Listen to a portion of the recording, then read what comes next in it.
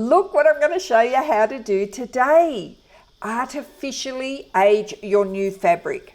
We're going to take it from this to this and add just a touch of grunge. Now, I don't think it's too grungy, do you? Did you know you can use fabric as a page? This looks great as the first page in this little journal, or like I'm going to do today, I'm going to use it as a cover. I've got this old book. I looked up what year this book was published in, and it was 1887. And look, it's using the ticking fabric in the spine here. This was coincidental, by the way. What I'm going to do though, like not in this video today, but I'm going to use the covers of this book, and I'm going to use my old ticking fabric here for a piece inside the spine. So it's going to be nice and showy. Okay, enough chitty chat. Let's start the tutorial. I've had this cotton ticking since 1992. I've had it for 31 years. Hoarder? Me? No way. Stripes can be anything but simple. A good thing about this stripe fabric is it's still a modern fabric and it's easy to find. For you Australian ladies, I looked it up and you can get it in Spotlight.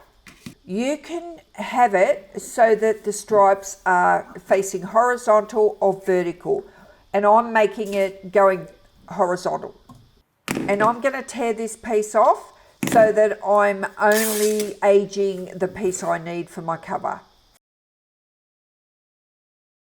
Okay, to start the aging process, I'm using good old coffee. I've got 2 tablespoons of instant coffee in just a normal breakfast bowl. I'm dissolving the coffee with some boiling hot water, and I'm adding some cold water because I'm using 100% cotton. And we all know if you put cotton in hot water, it's going to shrink. So I'm just putting the fabric straight into the coffee. You can leave it in here to soak. If you want a really deep colour, do it like your paper. Leave it in here and let it really get some colour. But I don't think you need to. Well, I haven't. Maybe it's because my fabric's old. But I take it out, and when I take it out, I leave it scrunched up. This step is optional. You can scrunch it up and oven dry it like I'm gonna, or you can spread it out flat and then dry it much quicker. So I've popped it into the oven. 5 minutes later. 5 minutes later, I turn it over, leaving it scrunched up. 5 minutes later. And give it another 5 minutes in the oven. I pull it out and this is what it looks like. Leaving it scrunched up and putting it in the oven, the baking process helps it get that nice grungy dark look.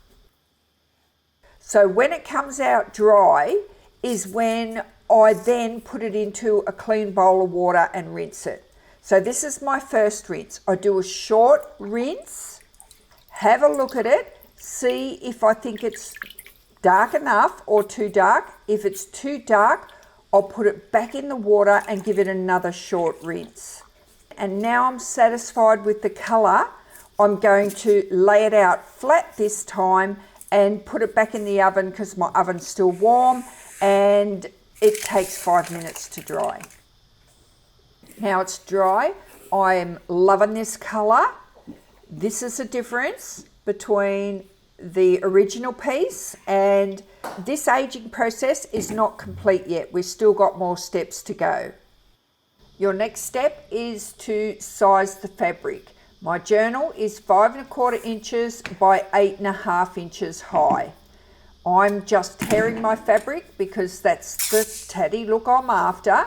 So I've made it a little bit shorter than my cover, so some of the cover's peeking out. The raw edge is showing on the front cover and it's got a fold on the back cover, which just adds a little bit more interest. Choosing an image.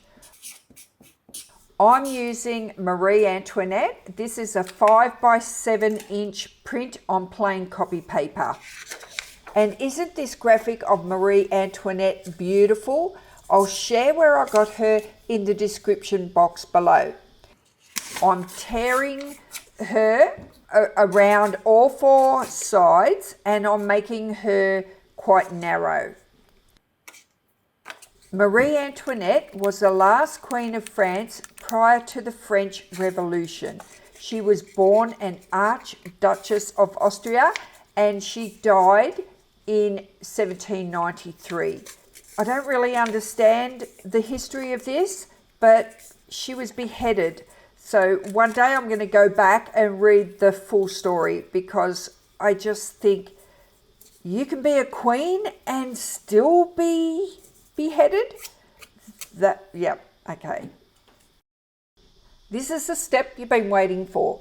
We are going to distress the fabric. I'm using my craft knife and I'm making very shallow cuts. I'm not cutting as if I'm cutting a piece of paper. I sort of start shallow, cut deep, end shallow, so that you've got this, like unintentional cut. And this cut here, I hardly cut through the fibres at all.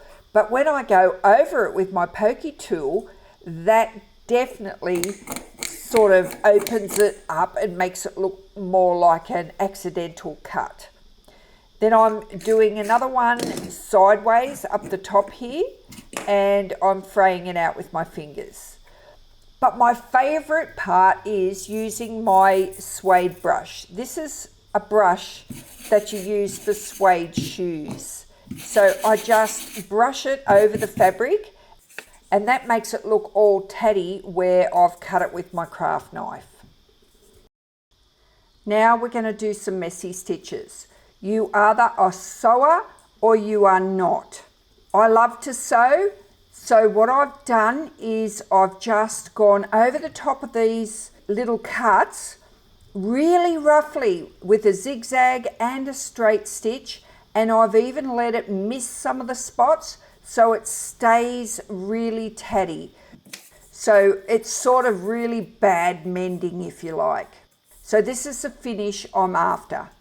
Some more sewing. I'm going to use this torn off edge piece and I'm going to turn it into a ruffle. So I'm going to sew this ruffle straight onto my picture before I sew this picture onto my cover.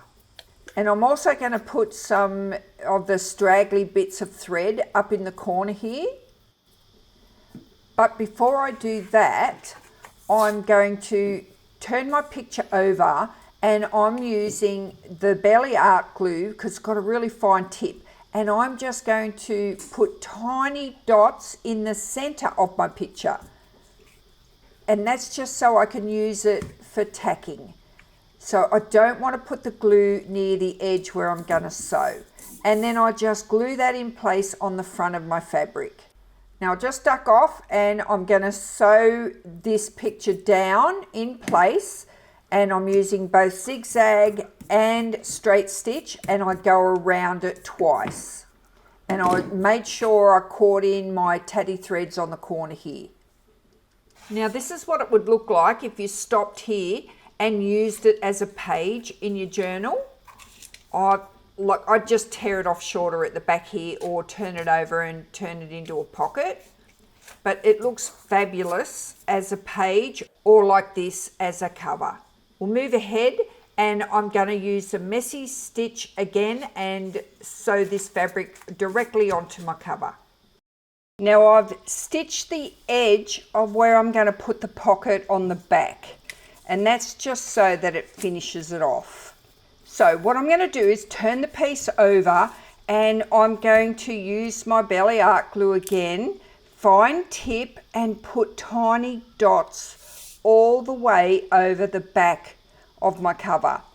I mean, by all means, if you want to totally glue your cover down the way you're used to it, you do that. But I'm not putting the glue anywhere near the edge so that I can run it through my machine. All I'm doing is tacking it into place. The reason I'm doing this is because I don't want the glue to push through to the fabric. I don't want to see it at all. So doing it this way eliminates any glue showing through. Then I'm going to fold over that leftover piece on the back cover, and I'm going to head over to my machine and I'm going to messy stitch this around the edge twice. So it's pretty rough. And in the back I've got now a paper pocket and a fabric pocket. So remember, the glue is just tacked very lightly here. I'm just using a craft needle and I'm just breaking away that glue so that I can use it for a pocket. By not having too much glue at the spine here, it's not restricting. And also where the wrinkles are, because I didn't press this after I wet it, it's all still crinkly and looks better that it's not glued down perfectly flat. Now I'm going to bring in my group of pages. It's one signature, and if you want to know how I made all of these pages, I've made a video called Junk Journal Page Ideas, and you'll be able to make some really cool pages to put in your journal. I love the feel of it in my hand. I love the look of it. It's just tatty enough, grungy enough not to be too over the top. And I love this ruffle on the side. It's laying flat. It doesn't need a tie, but I can't not put one on. This fabric is beautiful. It's from 𝗃𝗶𝗱𝗲 in Australia. I can't remember the name of it, but it comes like this, coloured and in strips like this. It looks fabulous on this journal because of the tatty edge. So I reckon it would have looked better if it was black, but anyway, this colour is doing mighty fine. If you want to know more about this journal cover, watch this video. It's about the most basic covers, perfect for beginners.